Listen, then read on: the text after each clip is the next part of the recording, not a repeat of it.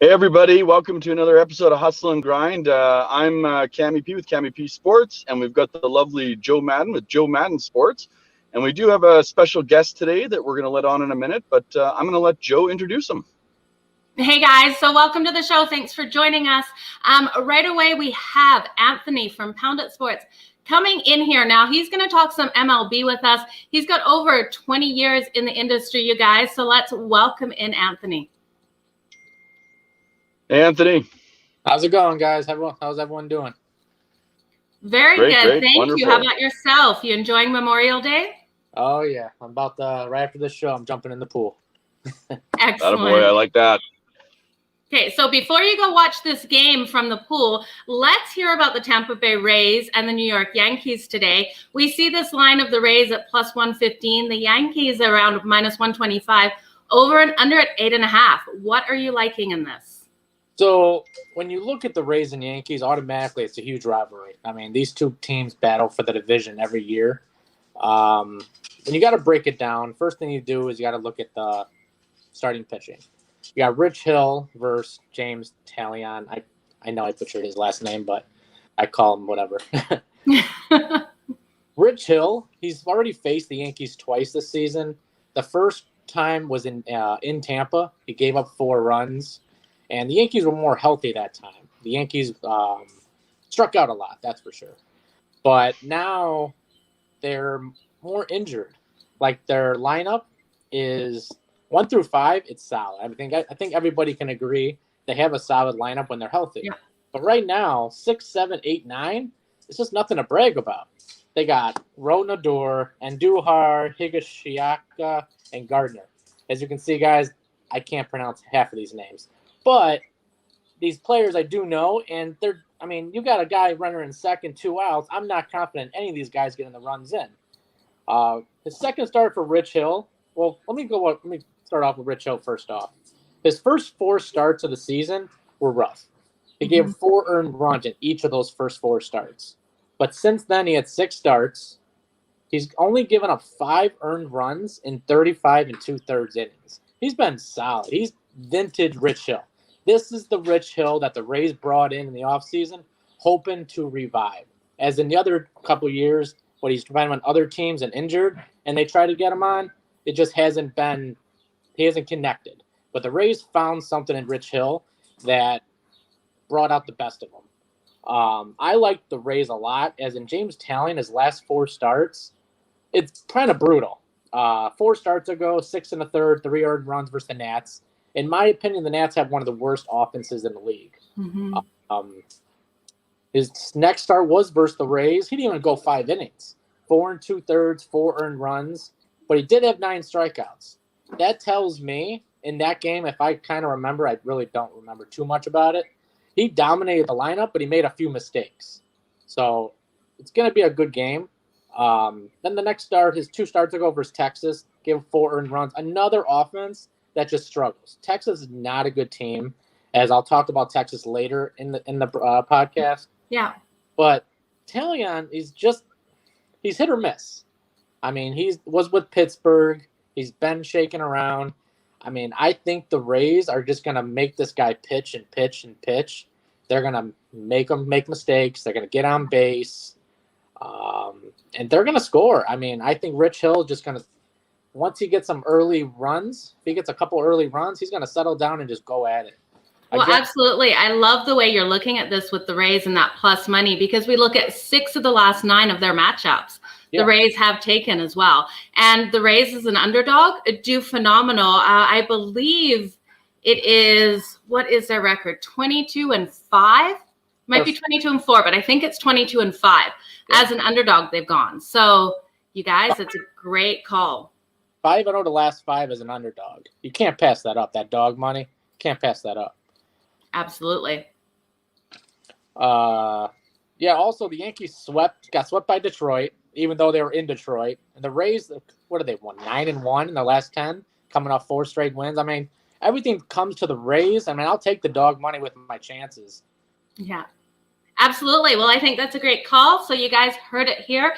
Anthony from Pound It Sports is taking the Tampa Bay Rays plus 115, and I'm going to tail that 100%. I like it. Okay, so let's move on to the next game, the Oakland A's versus the Seattle Mariners. Now, in this matchup, the Oakland A's are the favorite at -124. The Mariners are a +114. And I'm seeing this total moving.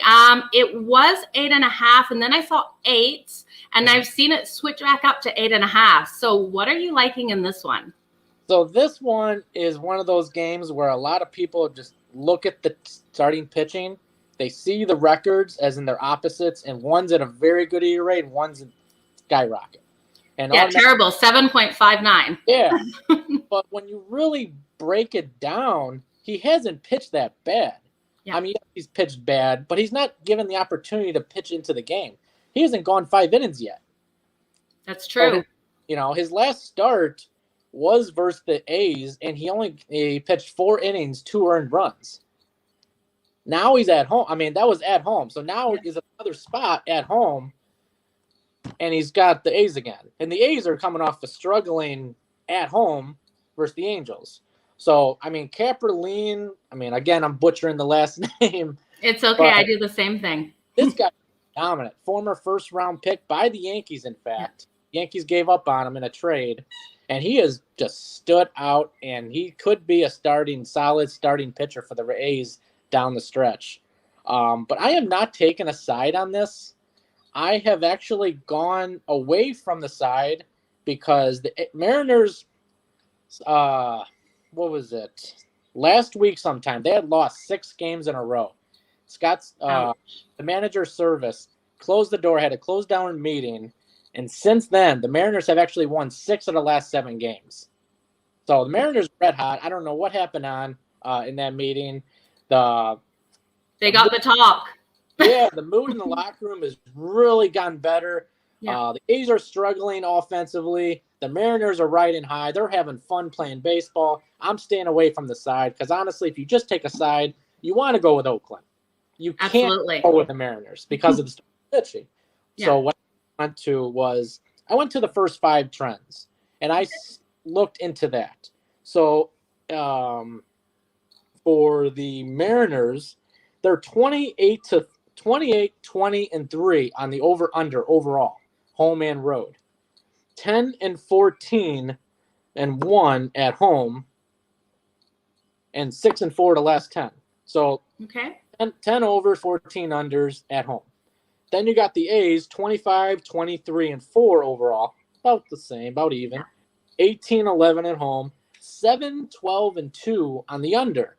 So you got 2 teams, 10, 14, and 1 for the Mariners under. 7, 12, and 2 toward the under on the road for the A's. And the last 10 games, the A's have won 3 and 7 on the under. The Mariners have won 4 and 6 on the under. So with Gilbert, if we go with the A's, Kaperline, whatever his name is, dominating the Mariners, say maybe 1 run in 5 innings. Gilbert gives up another 2 runs. That's 3 runs. The over-under on the first 5 is 4.5. Okay. I'm on the under 4.5 first 5 innings. Excellent. Well, you guys heard it here. Under 4.5 for the first 5 innings. Anthony is giving out from Pounded Sports. Any idea on the total? Which way would you lean for the full game?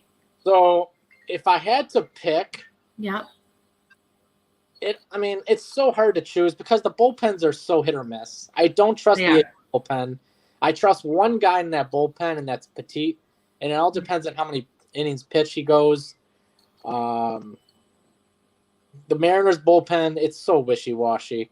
If I had to pick, I go under. I'd shut my phone off. Don't want to look at the game. It's going to be ugly. Yeah, there's definitely some games that you have to do that. So good luck tonight. I want to thank you so much for being part of our Hustle and Grind show today. It was a pleasure to have you on. We would love to have you on anytime that you have free and to talk some MLB and anything else you want to talk. So Anthony, thank you so very much. Thank you, Joe. Have a good one. Awesome. Can you please just tell everyone where they can find you? You can find me on Twitter at Pounded Sport VIP. Also on Instagram at Pounded Sport VIP. My website is poundedsports.com. Excellent. Thank you. And everyone have a fantastic day. You as well.